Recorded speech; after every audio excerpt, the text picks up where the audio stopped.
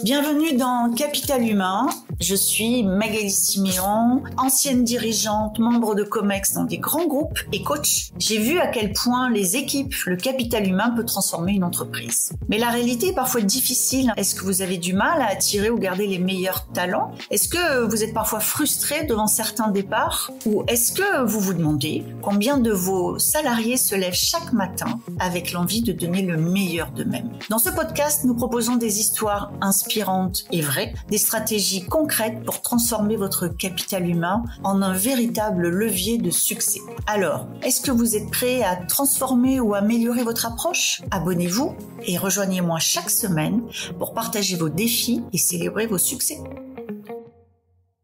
La charge mentale, la gestion de nos vies, la gestion de nos attentes sont des sujets qui nous préoccupent beaucoup. Alors, pour cet été, nous avons choisi de rééditer les épisodes sur ce sujet-là que vous avez le plus aimé pour que vous puissiez en profiter une deuxième fois, une troisième fois, autant de fois que vous voulez. Je vous souhaite une très bonne écoute. Bonjour, dans notre podcast Top à la charge mentale, débusquer tous les endroits où il y a la charge mentale, comprendre ce qui se passe, comprendre comment on peut faire pour gagner en confort, c'est l'objectif de ce podcast. Aujourd'hui, je reçois une invitée un peu particulière. Elle s'appelle Louise, ou en tout cas, elle nous a dit qu'elle s'appelait Louise, puisque elle témoigne de façon anonyme. Vous comprendrez pourquoi quand elle se présentera. Louise a une vie pleine d'incertitudes et c'est très contributif de sa charge mentale. Vous comprendrez aussi pourquoi. Elle a aussi une vie où elle doit assumer seule tous les éléments de la vie quotidienne avec des enfants alors même qu'elle a bien un conjoint. Et donc ça a aussi des impacts qui font que c'est un peu différent, par exemple, d'une maman solo. Et elle nous explique comment elle a appris avec l'expérience à renoncer à la perfection, s'entourer des bonnes personnes et apprendre à lâcher prise. Et je crois que tout est résumé ici. Eh bien, bonjour Louise, je suis ravie de vous accueillir dans le podcast de Lily facilite la vie, stop à la charge mentale. Louise, vous êtes une invitée un peu particulière pour nous aujourd'hui puisque vous avez un statut que vous allez nous expliquer qui vous rend un peu différente peut-être de la plupart des gens. Et c'est pour ça qu'on a décidé d'échanger avec vous, puisqu'on nous sommes dit que la charge mentale pour vous était peut-être un sujet avec encore plus d'acuité que pour la plupart des gens. Est-ce que vous voulez bien nous dire qui vous êtes ? Tout à fait. Bonjour Magali. Donc je m'appelle Louise, c'est le prénom que je vais prendre aujourd'hui. Je tiens un compte humoristique sur Instagram qui s'appelle La Femme de ton chef et qui est un espace d'humour et également d'échange pour les femmes de militaires et plus précisément les femmes d'officiers. Je suis donc mariée à un militaire, je suis mère de famille et effectivement concernant la charge mentale, je pense qu'on a toutes les mêmes problématiques. Elles sont peut-être un petit peu plus exacerbé sur certains aspects chez nous. Alors, déjà, c'est vraiment un des sujets, c'est-à-dire comment c'est plus dur ou comment c'est plus compliqué pour une femme de militaire va être le sujet un peu central de cet entretien. Mais déjà, c'est une des questions que je pose souvent à nos invités. Pour vous, la charge mentale, ça se définit comment, Louise ? La charge mentale, pour moi, c'est tout ce qui m'empêche de me coucher tôt et de m'endormir tôt. D'accord. Donc c'est assez génial. Et de vous coucher et de vous endormir, c'est les deux. Exactement, parce que je peux me coucher tôt. En revanche, est-ce que je vais réussir à m'endormir tôt ? Non. Donc ça peut être des choses très très importantes comme le paiement de factures, la prise de rendez-vous médicaux, comme des choses très futiles, anticiper une nouvelle pointure pour des baskets pour mon deuxième par exemple. Et ça vous empêche de vous endormir. Oui, tout à fait. Alors même que ce ne sont pas des gros soucis. Tout à fait. Pour moi, tout ce qui fait... Je me couche une fois que ma charge mentale est listée, plus ou moins anticipée, que je m'en suis... alors, non pas débarrassée, mais que je suis à peu près au clair dans ma tête. Donc, ce petit espace-temps qui m'empêche de m'endormir immédiatement le soir va correspondre à ma charge mentale. Pour moi. Donc finalement, la charge mentale, pour vous allez pouvoir vous coucher plus sereine si vous l'avez sortie de votre tête. Tout à fait. Et alors, ça veut pas dire que c'est seulement ce à quoi je pense, c'est tout ce que ça représente. Mais dans mon esprit, la charge mentale, c'est vraiment l'ensemble des choses auxquelles une maman parce que c'est ce que je suis en l'occurrence, va penser le soir demain il faut absolument que je pense au cartable, j'ai pas renvoyé ce document pour l'école, et au fait, est-ce qu'il a bien fait ça? Faut que je lui demande demain, mince, s'il est pas là, il est pas joignable. Voilà, c'est tout ça, on va l'organiser sur la journée, mais ça se ressent pour moi, pas forcément la journée, puisque c'est assez organisé, ça se ressent vraiment le soir, où c'est mon petit créneau de stress, charge mentale. Est-ce que vous connaissez la définition scientifique de la charge mentale? Est-ce que ça a été théorisé par une chercheuse russe, une femme, bien sûr? Oui, je l'ai entendu dans un de vos podcasts. En effet, je me suis pas forcément, je valide, mais je vous donne ma propre définition qui est pas parfaite. Mais allez-y, vous pouvez effectivement faire un rappel. En fait, alors normalement, ce que dit cette chercheuse qui s'appelle Zeigarnik, c'est que pour elle, il y a charge mentale à partir du moment. En fait, ce qu'elle dit, c'est que ce qui prend de l'espace dans le cerveau, voire ce qui fatigue le cerveau, c'est quand une tâche est ouverte et non fermée. Et elle considère qu'il y a charge mentale au-delà de 4 tâches ouvertes et non fermées. D'accord, j'avais pas cette notion. Et moi, ce que j'aime bien dans cette définition, et c'est pour ça que ce que vous dites m'y fait penser, parce que je ne la recite pas dans chaque podcast, c'est cette notion de tâche ouverte, en fait. D'accord, oui, ça correspond. Le truc à faire. Là où je suis plus mitigée avec elle, c'est quand elle parle de 4. Je pense que elle a dû faire ses travaux avant que se développent les mamans qui travaillent et qui ont, à mon avis, bien explosé le plafond des 4 par jour. C'est-à-dire que la charge mentale, pour moi, elle est au-delà de 4 par jour quand même. Et ce serait quoi votre définition à vous, alors pour le coup, par rapport à celle-là? Une charge est lourde à porter avant même qu'elle soit ouverte. C'est quelque chose de constant. On n'a pas besoin d'avoir une tâche ouverte pour y penser. Il y a des besoins récurrents qu'on va... Voilà, il y a des besoins récurrents, il y a des besoins linéaires, et puis il y a d'autres petites tâches plus ou moins ponctuelles. Pour moi, l'impératif, c'est plutôt d'arriver à prioriser ces tâches, de pas se laisser déborder. J'aime bien cette idée, effectivement, que là où peut-être la charge mentale est devenue plus un sujet 21e siècle, c'est que la dimension récurrente alors moi j'assume pour des mamans qui travaillent, parce que toutes les enquêtes montrent que c'est encore les mamans en grande partie qui assument l'intendance qui génère la charge mentale. Et j'aime bien effectivement cette idée de récurrence, c'est-à-dire que en fait on n'a jamais fini. C'est ça qui est fatigant quand on est une maman qui travaille. Exactement. On est d'accord. Et alors le métier de votre mari, ça change quoi par rapport aux autres épouses dont les maris ont des métiers peut-être plus classiques? Alors bon, déjà, c'est ma vision. Donc je veux blesser personne, parce que je pense qu'on a toute notre propre échelle de valeur, et que ce qui peut paraître très important pour certaines ne l'est pas pour d'autres. Je pense qu'en essayant de lister vraiment les caractéristiques du métier de militaire, officier ou pas officier d'ailleurs, ça va être pour la conjointe, ça va être vraiment un gros pôle qui est l'incertitude l'incertitude constante par rapport au départ, par rapport au retour, par rapport aux dates de permission, c'est ce que représentent les vacances en fait dans le langage militaire, les mutations, où vais-je être dans 3 ans, où vais-je être dans 10 ans, ça c'est quand même une grande inconnue. Donc l'incertitude, c'est quelque chose qu'on retrouve dans la vie de chaque famille, de chaque couple, évidemment. Nous, je pense qu'elle est plus récurrente. Elle est plus récurrente. Bien entendu, on va avoir le paramètre absence, les absences de l'autre, qui sont très très douloureuses, très compliquées à accepter au début, je dirais. Il n'y a pas d'échelle de valeur encore une fois, mais depuis que je suis maman, je vois bien la différence. Je trouve que pour la charge mentale, on se retrouve temporairement comme une mère célibataire, et je leur tire mon chapeau parce que c'est là qu'on se rend compte vraiment de toute la difficulté qu'elles rencontrent. Et encore, on n'a pas forcément le critère financier qu'elles ont. Donc voilà. Mais donc l'absence, donc avec cette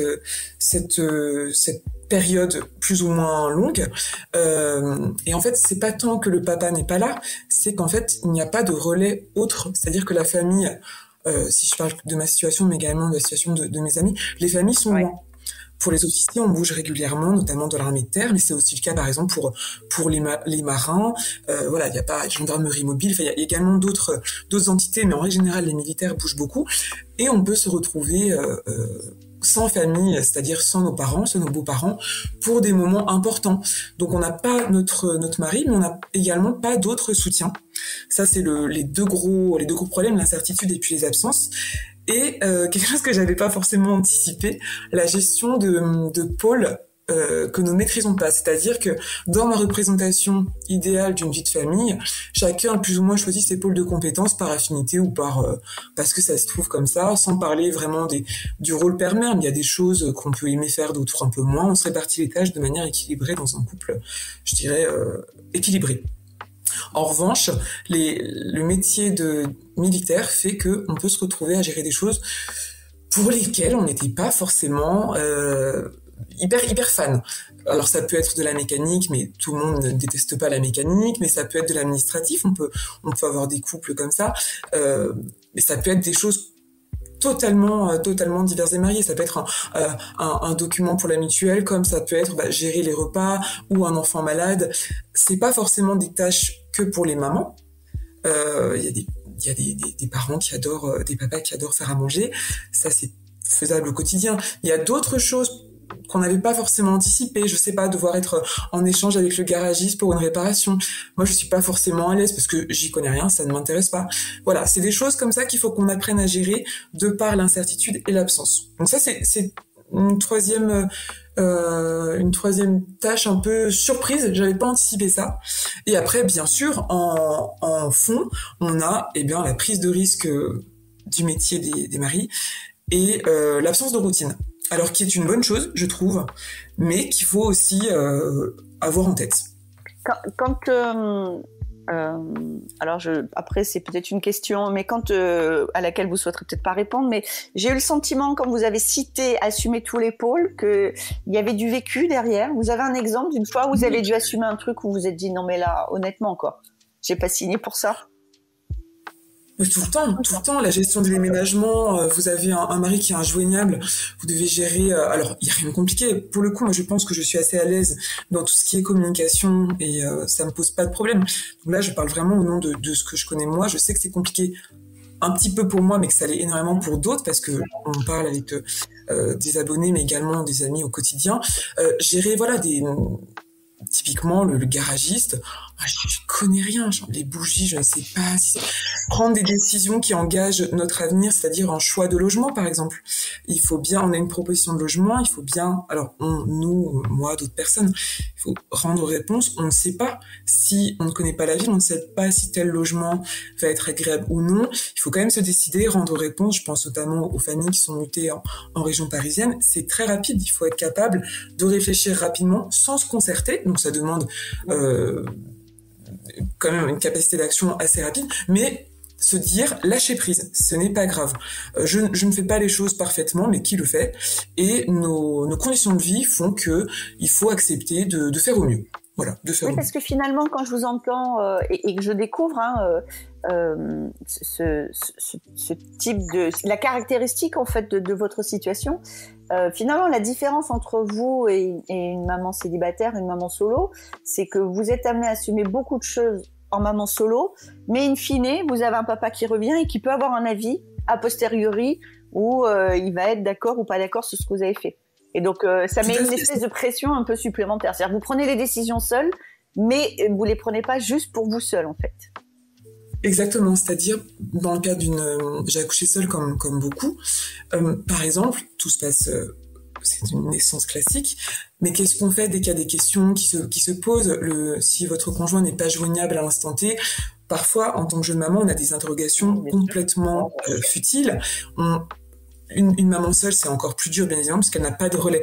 À la limite, quand on est vraiment seul, on prend les décisions qui nous sont propres. C'est ce que j'ai appris à faire maintenant, puisque je suis un peu plus âgée et que les enfants aidant, voilà, après on est amené à être plus sûr de notre choix.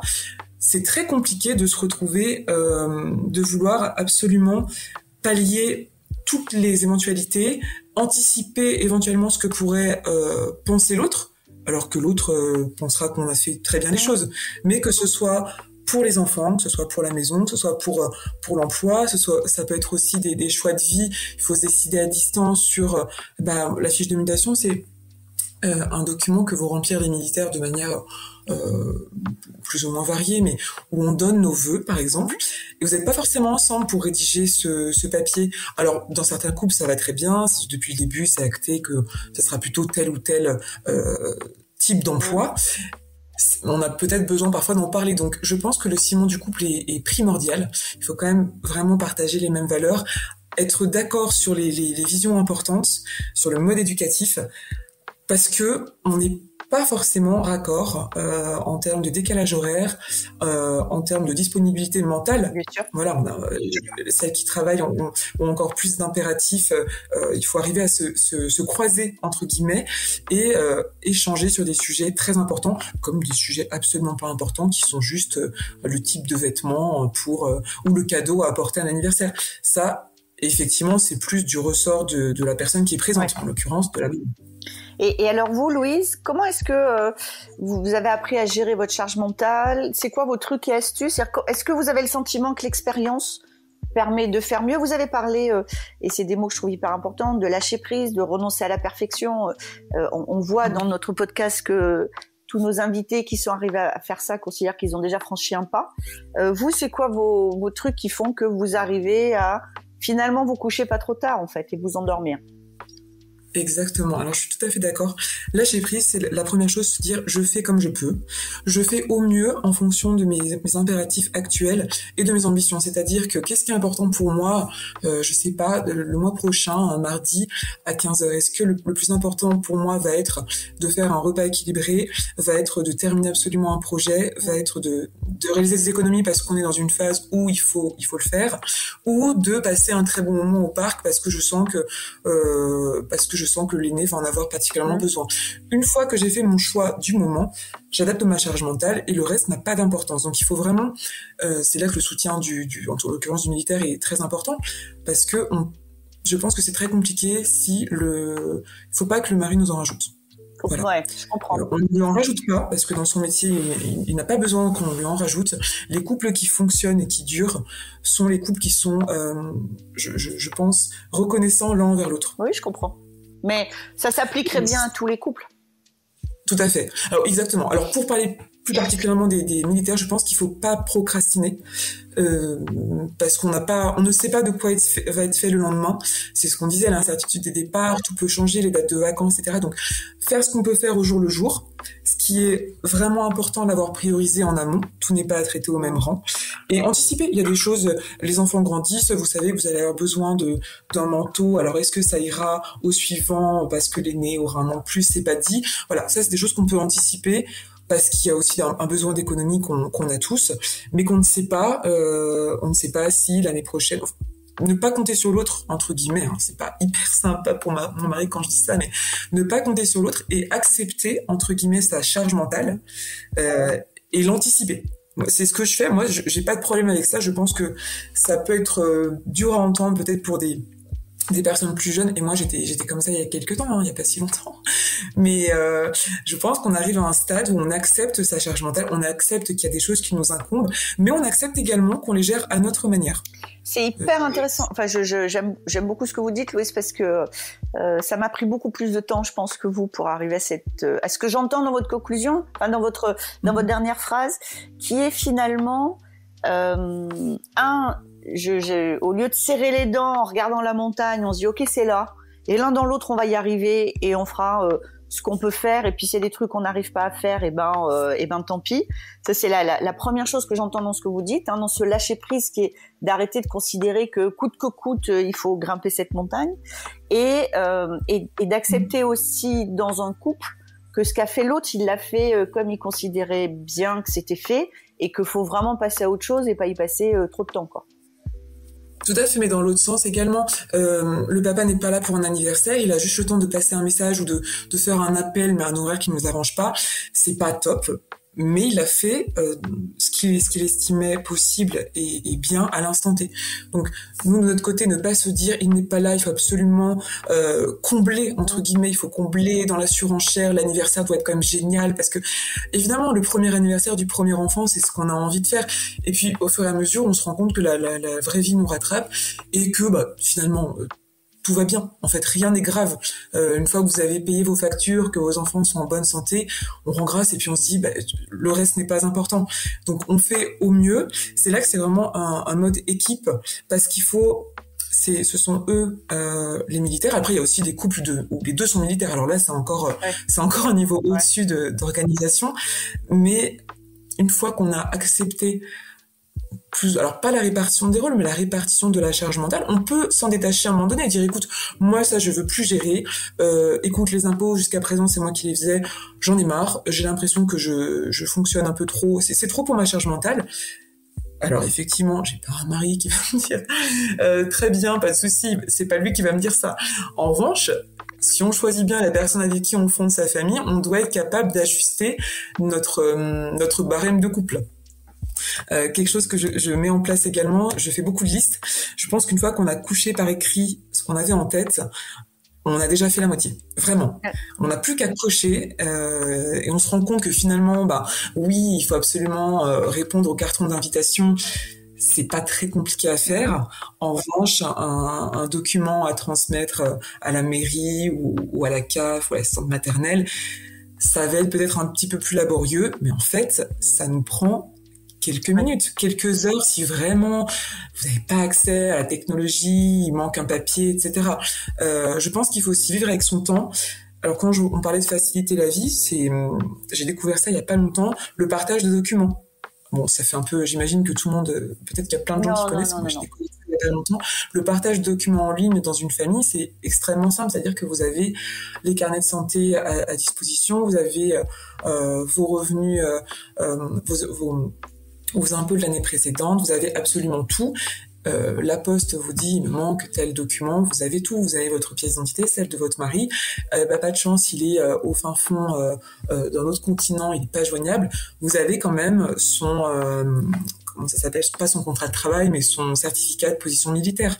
Voilà, c'est se faciliter la vie, ne pas se retrouver dans des situations, je pense qu'on aurait pu anticiper, puisque ils sont pas là.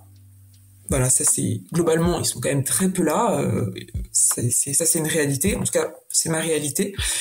Quand ils sont là, ils ont du travail. Alors, voilà, il y a aussi des moments de répit évidemment, mais c'est un beau métier. Si on fait ce métier, c'est qu'on l'aime et qu'on en est fier et que la famille l'accepte aussi. Sinon, à un moment donné, c'est compliqué. Donc, faut pas non plus voir le verre à moitié vide. Moi, je pense que c'est une chance de faire un beau métier, de pouvoir en même temps élever ses enfants dans l'amour et en se rendant service mutuellement. On peut pas non plus se représenter en martyr en disant moi, vous voyez, j'y arrive, je suis femme de militaire, j'ai accouché seule, j'ai fait mes cartons. Oui, en fait, on l'a quasiment tout fait. On l'a tout fait, ou en fin de carrière des maris, qui soient de l'engagé volontaire, même s'il fait que 5 ans, jusqu'à l'officier qui va quitter un peu plus tard, on l'aura sûrement fait. C'est assez rare de pas déménager. Donc je trouve que se plaire un peu et répéter oui, alors c'était très compliqué, c'est très compliqué, ça c'est une tendance qu'on observe parfois dans notre milieu. Tu verras, ça va être absolument dur, l'année prochaine c'est la pire. Ah non mais cette ville c'est affreux, on n'a pas du tout aimé. Et en fait, quand on fait l'inverse, tout va bien. Quand on dit, tu sais, moi j'ai bien vécu ces années-là, moi j'ai bien aimé cette ville, tout est beaucoup plus simple. Donc, s'éloigner un petit peu, c'est comme tout, hein, bien s'entourer, c'est toujours très important dans la vie.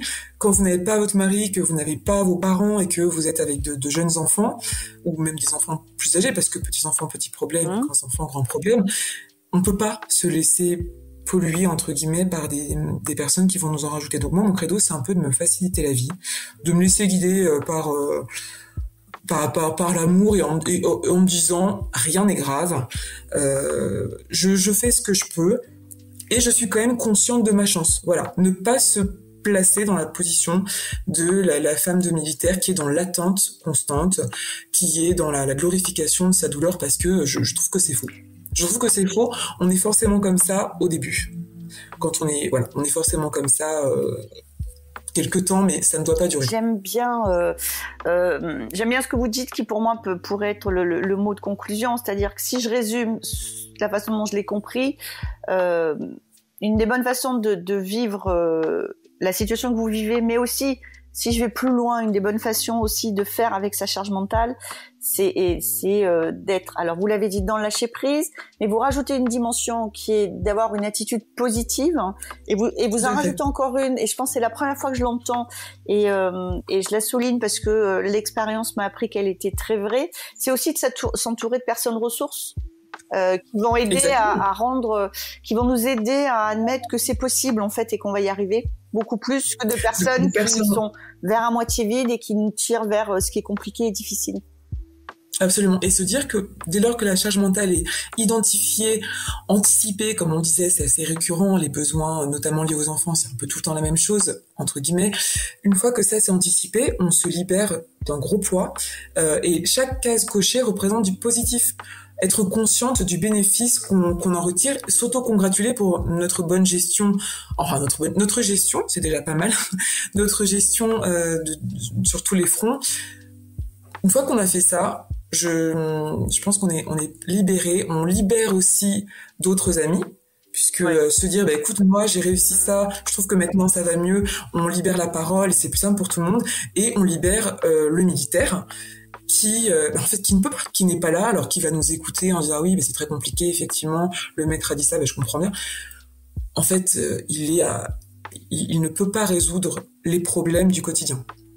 Ouais. C'est pas possible, donc ce serait se mentir.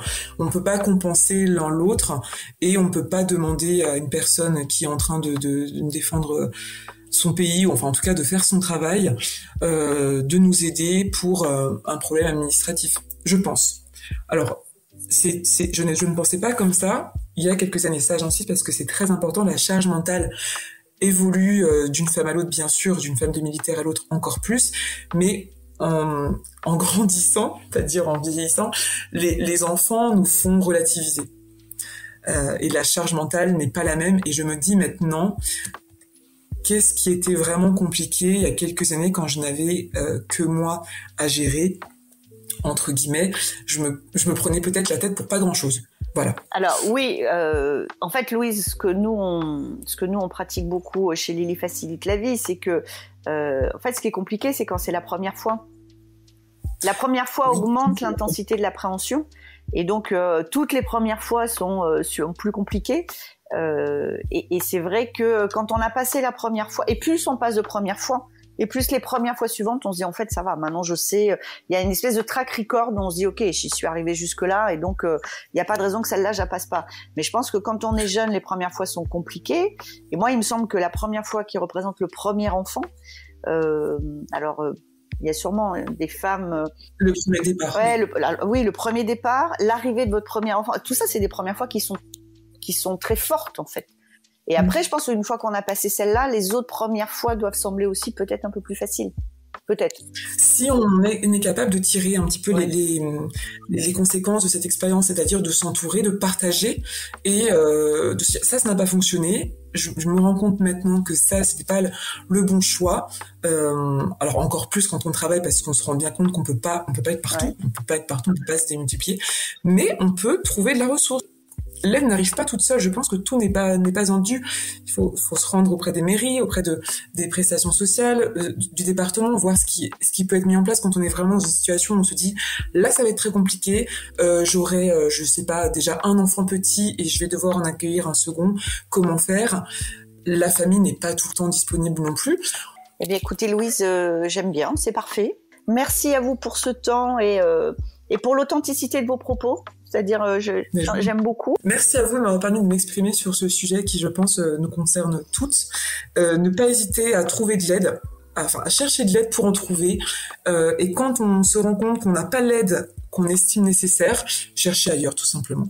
Ça sera le mot de la fin parfait. Merci d'avoir été avec nous aujourd'hui. Si vous avez aimé cet épisode, pensez à le partager avec vos collègues ou avec d'autres dirigeants et à nous laisser une petite note. Ça fait toujours plaisir et ça nous aide beaucoup. Vous souhaitez en savoir plus? Abonnez-vous pour rester avec nous et sentez-vous libre de nous faire part de vos réflexions en commentaire. J'adore ça. Et si vous avez envie de partager votre histoire ou vos expériences, n'hésitez pas à me contacter sur mon site Lily Facilite la vie info. À bientôt dans Capital Humain, le podcast pour que les salariés soient heureux et productifs.